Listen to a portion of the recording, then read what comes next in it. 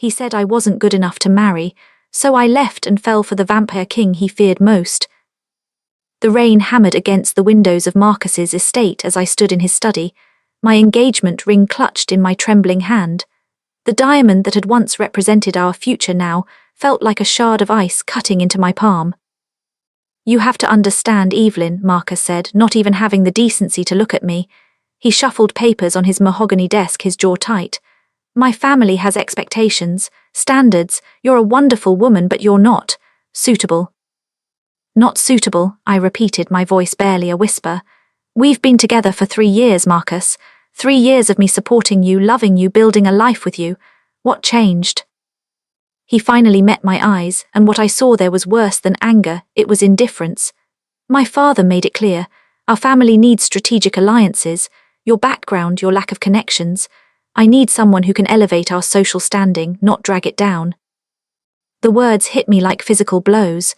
I'd known Marcus came from old money, from a family that traced their lineage back centuries, but I'd foolishly believed that love would be enough. "So that's it?" I asked, fighting back tears. I wouldn't give him the satisfaction of seeing me break. 3 years and I'm just not good enough. "I'm sorry, Evelyn, I truly am," but his tone was empty, rehearsed. I placed the ring on his desk with a sharp click that echoed through the room. "No, Marcus, you're not sorry, but you will be." I turned and walked out of his study, out of his mansion, out of his life. The rain soaked through my coat immediately, but I didn't care. I needed to get away, as far from him and his poisonous family as possible. My car took me out of the city without conscious thought, my hands gripping the steering wheel as tears finally began to fall. I drove for hours through the storm, through winding country roads I didn't recognize, until my gas tank neared empty and exhaustion began to set in. That's when I saw it, a massive Gothic mansion rising from the mist like something out of a dark fairy tale. Turrets pierced the stormy sky and warm light glowed from its windows. A tasteful sign near the entrance read, "Thornwood Manor Boutique Hotel." I shouldn't have stopped. Every instinct told me to keep driving, but something pulled me toward that place. Maybe it was fate, maybe it was desperation, maybe I was just too tired to care anymore. The interior was breathtaking, all dark wood, velvet drapes and antique furnishings that somehow managed to feel inviting rather than museum-like. The lobby was empty except for a young woman at the front desk who smiled warmly as I approached, dripping rainwater onto the Persian rug. "I need a room," I said, "just for tonight." "Of course," her smile never wavered as she handed me a registration form. "You've had a difficult evening." It wasn't a question, and something about her knowing eyes made me want to confess everything, but I just nodded and filled out the paperwork. "Mr. Thornwood likes to personally welcome all our guests," she said as she handed me an old-fashioned key, an actual key, not a card. "He'll likely find you before the evening is through."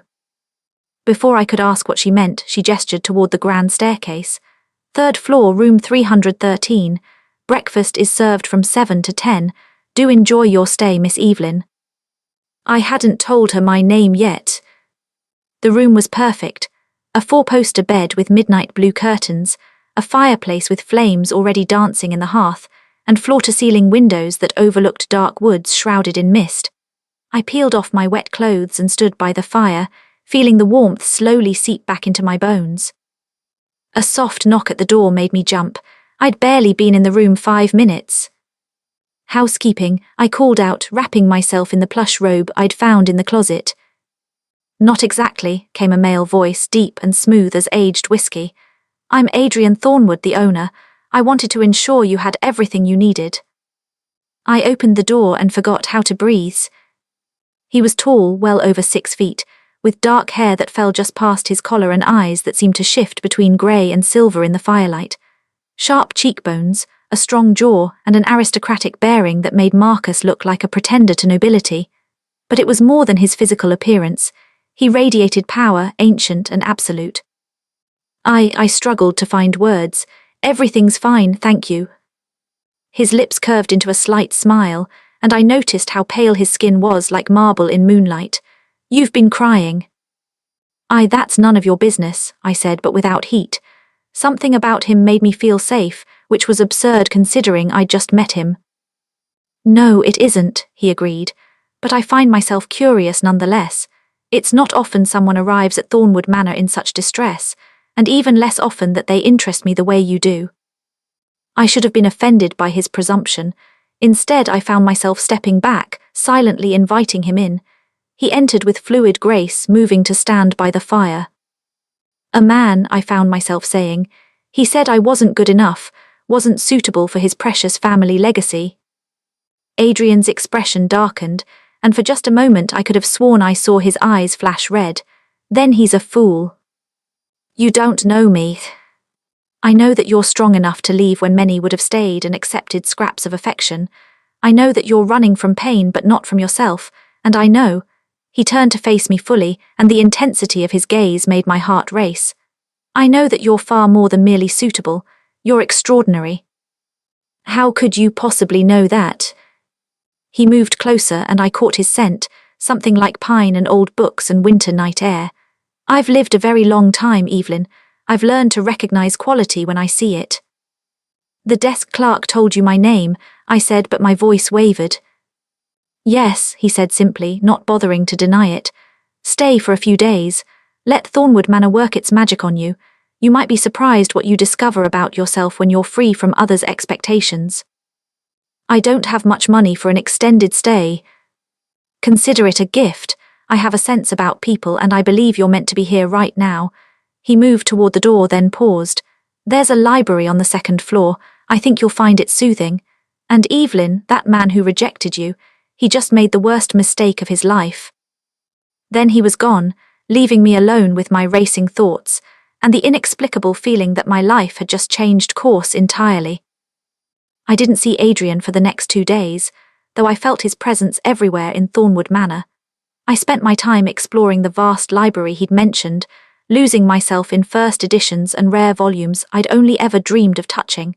The staff was attentive but discreet, appearing with meals and fresh linens but never intruding. On the third evening, I found him in the library, standing by the window and watching the sunset with an expression I couldn't quite read. You're avoiding it, he said without turning around. Avoiding what? Asking the questions you want to ask, about me, about this place. Now he looked at me, and in the dying light his features seemed sharper, more otherworldly. About why you feel drawn here despite every rational thought telling you to leave. He was right.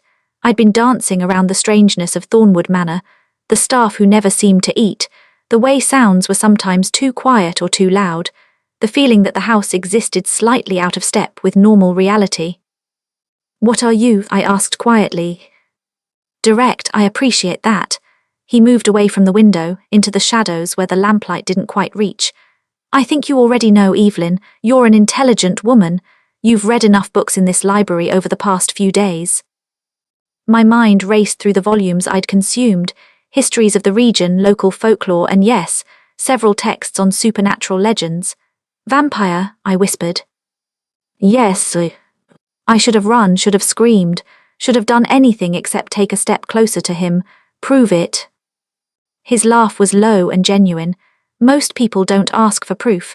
They either believe and flee or dismiss it as madness. I'm not most people, you said so yourself. In a movement too fast for human eyes to follow, he was standing before me.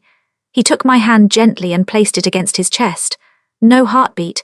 His skin was cool, not cold, but definitely not the warmth of living flesh.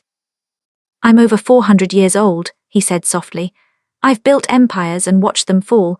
I've loved and lost, killed and saved, and spent the last century mostly isolated from the world because it had lost its ability to surprise me. His fingers traced my jawline with feather-light touch. Until you walked through my door 3 nights ago. This is insane, I breathed, but I didn't pull away. Yes, he agreed. But when was the last time you felt truly alive, Evelyn? Before tonight, before this moment. He was right again. With Marcus, I'd been sleepwalking through life, trying to fit myself into someone else's idea of who I should be. Here, in this impossible place with this impossible man, I felt awake for the first time in years. Your former fiancé, Adrian said, moving away to give me space to think. Marcus Blackwood, I know of his family. My head snapped up. How? The Blackwoods have hunted my kind for generations. They're part of an ancient order that believes vampires are abominations to be destroyed. Marcus himself has killed 3 of my people in the last decade. His voice was calm, but I heard the steel beneath. They hide behind their standards and social standing, but they're zealots, dangerous ones. The room seemed to tilt.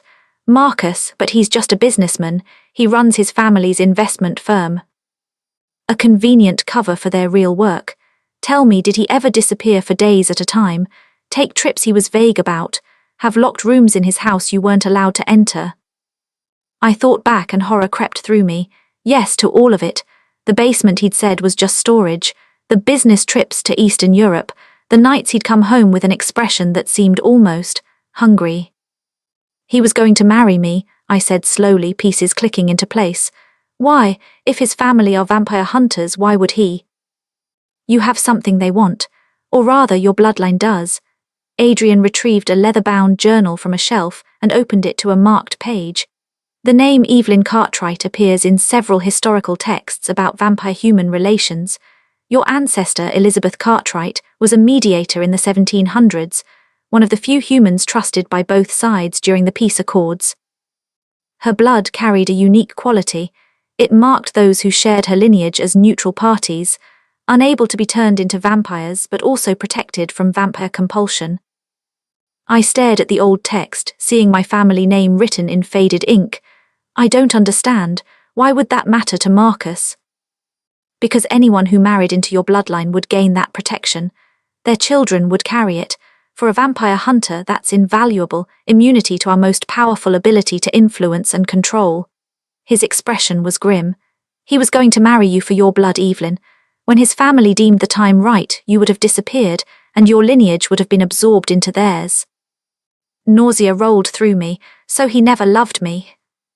No, and his rejection likely wasn't his choice. His family must have found another way to secure what they wanted, or deemed you too much of a risk after all. Adrian closed the journal gently. I'm sorry.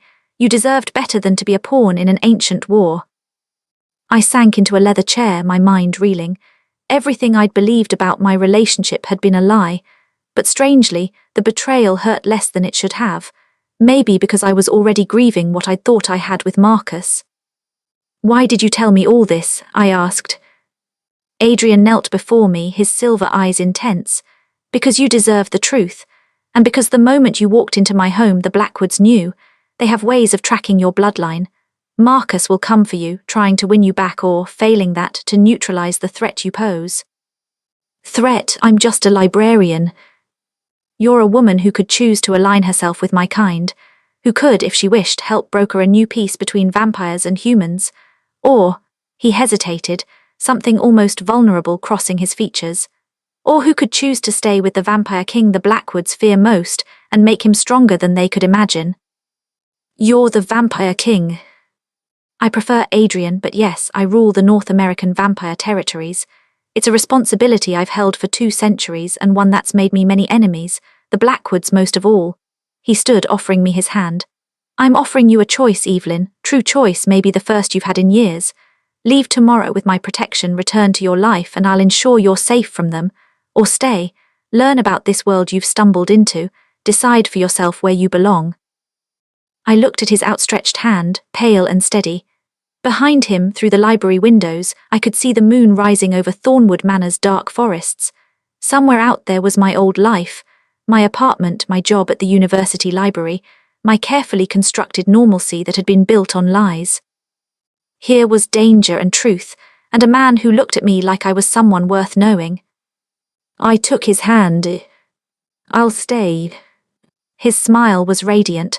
Then let me show you what you've really agreed to. He led me through the manor to a part I hadn't explored, down stone staircases that spiraled into the earth, through passages lit by torches that burned with unusual blue flame. We emerged in a vast underground chamber that took my breath away. It was a city, a small one perhaps, but a city nonetheless, built into an enormous cavern. Buildings of stone and crystal rose from the cave floor, connected by bridges and walkways. Vampires moved through the streets below, some in modern clothes, others in styles from centuries past. I saw what looked like shops, homes, even a garden growing under artificial sunlight. This is sanctuary, Adrian said quietly. "The last free vampire city in North America. When the hunting intensified 50 years ago, I created this place. 2,000 of my kind live here, protected and hidden." "It's beautiful," I breathed. "It's necessary, but it's also a prison of sorts. My people should walk freely in the world above, not hide like monsters." He turned to me, and in his eyes I saw centuries of burden. "I've been fighting the Blackwoods and their ilk for so long, Evelyn. Always defending, never able to make real change because humans fear what they don't understand." "And you think I can help with that?" "I think you already are. You didn't run when you learned what I was. You asked for proof, then made your choice based on evidence and instinct. That's rare." He led me to a balcony overlooking the city. "Your ancestor helped broker peace once. Maybe her descendant could do it again." I watched the vampires below living their lives, and something shifted in my understanding. They weren't monsters. They were people, different, yes, but people nonetheless, trying to survive in a world that wanted them dead. "Tell me everything," I said. "If I'm going to do this, if I'm going to help, I need to know all of it. The truth about vampires, about the hunters, about this war." Adrian's expression showed something like hope. "It would be my honor." We talked through the night. He told me about the transformation, about vampire society's complex rules and hierarchies, about the hunters who'd twisted religious doctrine to justify genocide. I learned that vampires didn't need to kill to feed, that many lived peacefully integrated into human society until the Blackwoods Order began their crusade. As dawn approached, Adrian led me back to the manor proper. We stood in the entrance hall as the first light touched the windows, and I watched in fascination as he didn't burst into flame. Sunlight myth, I guessed. Uncomfortable, weakening but not fatal, though I prefer to avoid it. He smiled tiredly. "You should rest. We can continue this tomorrow." "Adrian," I said as he turned to leave, "thank you for the truth, for the choice." "Thank you for staying," he replied. "I didn't realize how lonely I'd been until you arrived." As I climbed the stairs to my room, I realized I hadn't thought about Marcus once during the entire night. The man I'd thought I'd loved seemed like a distant memory, a role I'd been playing in someone else's story. This felt like the beginning of my own. 2 weeks passed in a blur of revelation and discovery. I spent my days learning about vampire culture and my nights at Adrian's side as he showed me the intricacies of his world. The more time we spent together, the harder it became to ignore the electricity between us, the way his gaze lingered on me, the careful distance he maintained as if afraid to presume too much. I was falling for him. No, I'd already fallen. And the terrifying part was that it felt nothing like what I'd had with Marcus. This was real, built on honesty and mutual respect, on late-night conversations about philosophy and early evening walks through Sanctuary where I met his people. They'd accepted me with a warmth that surprised me. The vampires of Sanctuary treated me not as an outsider, but as someone important to their king, and therefore worthy of their protection and friendship. On the 15th night of my stay, everything changed. I was in the library when Adrian burst in, his expression darker than I'd ever seen it. "They're coming," he said without preamble. "The Blackwoods, Marcus is leading them. They'll be here within the hour." My blood ran cold. How many? 20 hunters, well-armed, well-trained. He moved to me, his hands gripping my shoulders. "I need you to go to Sanctuary. You'll be safe there." "No," I said firmly. "If they're coming for me, hiding won't solve anything. It'll just delay the inevitable." "Evelyn." "I'm not running anymore, Adrian. I spent 3 years making myself smaller for Marcus. I won't do it again." I met his eyes steadily. "Let me help. My ancestor was a mediator, right? Let me try to mediate." "They won't listen. The Blackwoods don't negotiate with vampires." "Then we make them listen." Before he could argue further, alarms began ringing through the manor. They were here. Adrian's staff moved with military precision, securing the building and preparing defenses. I followed Adrian to the main hall, my heart pounding but my resolve firm. The doors burst open, and Marcus strode in leading a group of armed men and women dressed in black tactical gear. His eyes found mine immediately, and the fury there made me step back. "Evelyn," he said, his voice tight with barely controlled rage, "step away from the creature." The creature has a name, I replied, surprised by how steady my voice was, and I'm not going anywhere with you, Marcus. You don't know what you're dealing with. That thing has manipulated you, poisoned your mind against your own kind. My own kind, I laughed bitterly. You mean the fiancé who was going to use me for my bloodline and then discard me when I was no longer useful? That kind. Marcus had the decency to look uncomfortable. My family has a duty to protect humanity from these monsters. Yes, I was meant to secure your cooperation through marriage, but that doesn't change what Thornwood is. He's killed thousands of humans over his lifetime. In self-defense, Adrian said coldly, stepping forward. Every vampire I've killed in 400 years was actively hunting my kind. I've never taken an innocent life. Can you say the same, Blackwood?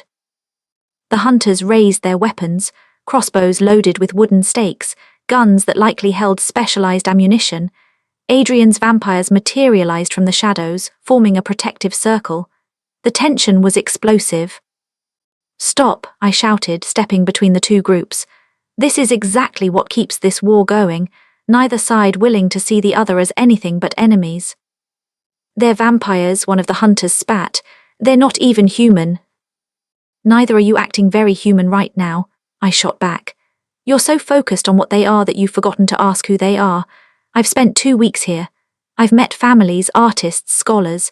I've seen vampires who have dedicated their existence to preserving human art and literature. I've met a doctor who's developed medical techniques that could save thousands of human lives if anyone would listen. I turned to Marcus, seeing him clearly for the first time. You told me I wasn't good enough for your family. You were right, I'm not, because your family is built on hate and fear, and I refuse to be part of that anymore. Evelyn, he's using you. Adrian gave me a choice, my voice echoed through the hall. The first real choice I've had in years. Stay or go, learn or remain ignorant. He's never lied to me, never manipulated me. Can you say the same? Marcus's expression hardened. If you won't come willingly, we'll take you by force. Your bloodline is too valuable to leave in vampire hands. Try it, Adrian said softly, dangerously. And this ends in bloodshed you can't possibly win. I have 100 vampires in this building alone. Your 20 hunters, skilled as they are, won't survive. Then we all die fulfilling our duty, Marcus replied. Or, I said loudly, an idea forming, we end this, right here, right now. Both sides looked at me like I'd lost my mind. My ancestor brokered peace between vampires and humans once, the peace accords of 1749. They lasted for nearly a century before your order broke them, Marcus. I pulled out a book I'd been reading earlier, one of the historical texts from Adrian's library. The treaty is still technically valid. It was never formally dissolved, just ignored. Adrian's eyes widened with understanding. You want to invoke the accords. I want to update them, make them relevant for this century. I looked between the two groups, but it requires good faith from both sides, and a willingness to see each other as something other than monsters.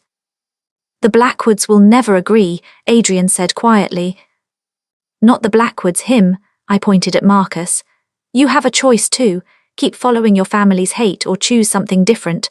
Choose to be the man I once thought you were, someone capable of growth and change. For a long moment, the hall was silent except for the sound of weapons being held at ready. Then Marcus lowered his crossbow. Stand down, he told his hunters.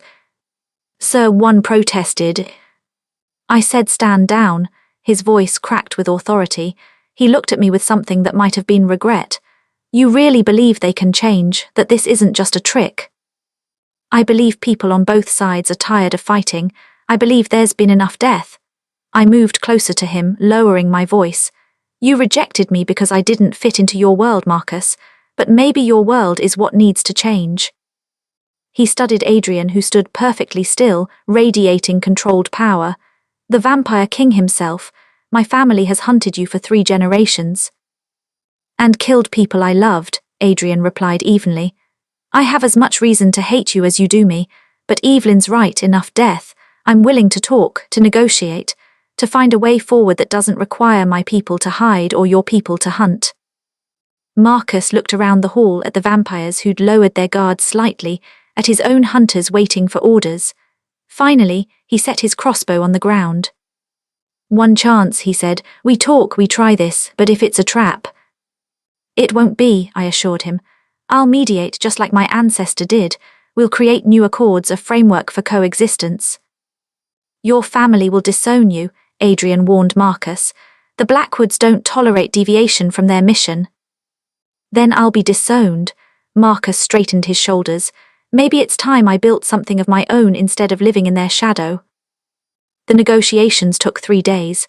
3 intense, exhausting days of hammering out terms, addressing centuries of grievances, and finding common ground. I mediated using skills I didn't know I had, drawing on instincts that felt like they came from somewhere deeper than just my own experience. Maybe my ancestors' legacy was more than just blood. Maybe it was a calling. By the end, we had a framework, the new accords. Vampires would establish oversight committees to ensure no innocent humans were harmed. Hunters would cease offensive operations against vampires who abided by the new laws. Mixed tribunals would handle disputes. And sanctuary would become neutral ground, a place where both sides could meet and work toward lasting peace. It wouldn't be easy. Many on both sides would resist, but it was a start. On the night the accords were signed, Marcus approached me as I stood on one of Thornwood Manor's balconies, looking out over the grounds. I was wrong, he said simply. About you, about all of it. You were always too good for me, Evelyn, I just couldn't see it.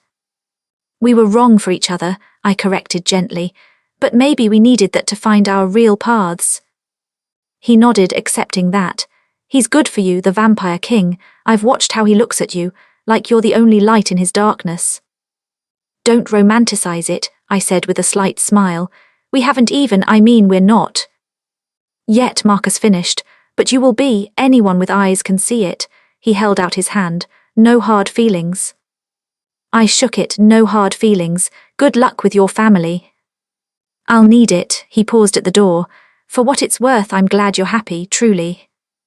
Then he was gone, and I was alone until I felt Adrian's presence behind me. You did something impossible, he said softly. You brought 2 enemies to the table and made them see reason. I had good material to work with, and a powerful ally. I turned to face him. What happens now? Now we see if peace can hold. Now we build something new. He moved closer, and the air between us seemed to thrum with electricity. Now I confess that I've been in love with you since the moment you demanded I prove what I was. You stood in my library, heartbroken and lost, and demanded truth. You were magnificent.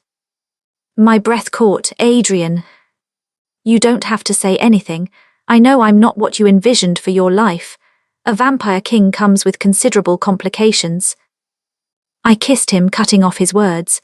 He froze for a heartbeat, then pulled me close with a desperation that matched my own. His lips were cool but warmed quickly, and the kiss felt like coming home to a place I'd never been.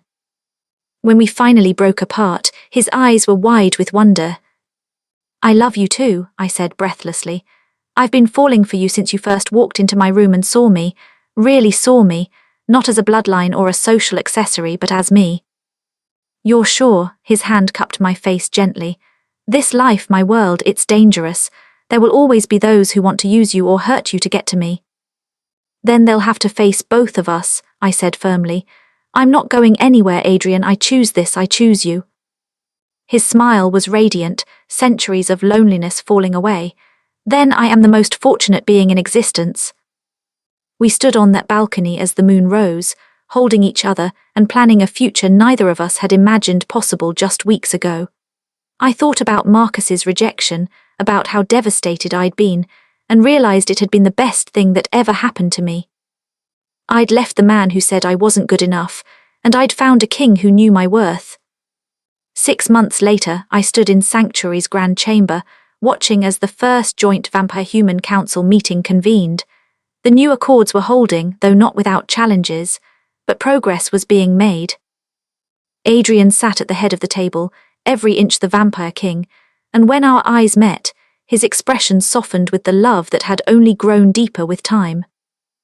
I'd found my calling as the official mediator between our peoples, traveling between the human and vampire worlds, building bridges one conversation at a time. It was challenging work, but it mattered.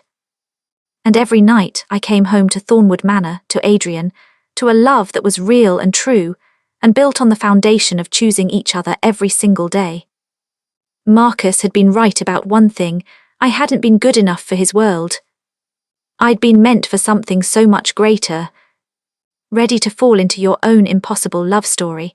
Follow for more tales of love, revenge, and supernatural romance that will keep you reading all night. Hey everyone, if you loved this story and want to hear extended, full-length versions, join my Patreon. Get 1 2-hour stories every day plus exclusive content. Join now, link in description.